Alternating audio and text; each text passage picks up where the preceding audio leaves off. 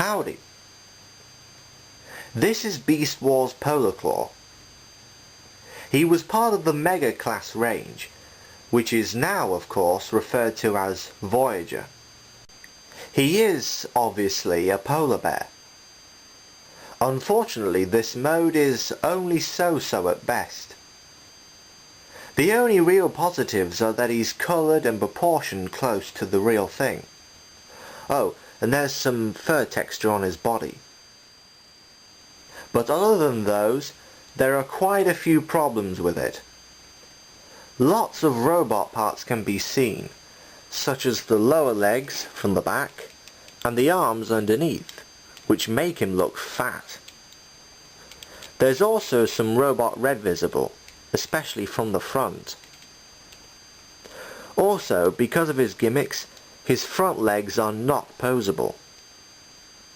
His rear legs can move though, both independently and at the same time. Doing the latter makes his jaw open, which is kinda cool. Finally, I wish the rear toes would lock in place in this mode somehow. It's not really for articulation, but rather for transformation purposes. Talking of which, it's time to transform him now. It's not that hard, but Beast Wars figures aren't the hardest to transform anyway.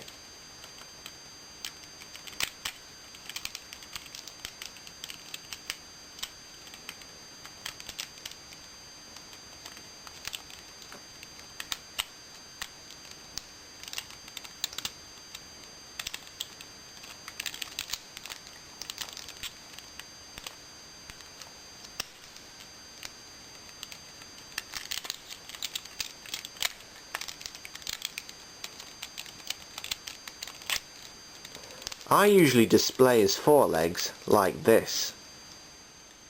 Polar Claw's robot mode is generally better, but he still has his problems. The proportions are a bit off, with the legs being a bit too narrow. His colour scheme is okay, though not the most eye-catching ever. Plus, there's plenty of mold detailing, especially on the front. Articulation is pretty lacking. Because of the jaw gimmick, his hips are restricted to up and down movement only. His arms and head can move well though. On the topic of the head, he's one of those mutant head Beast Wars figures. There's this one seen on the box art, which looks rather ugly.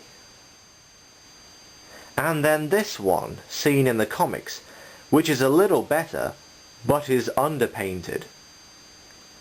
Which face you display him with is up to you.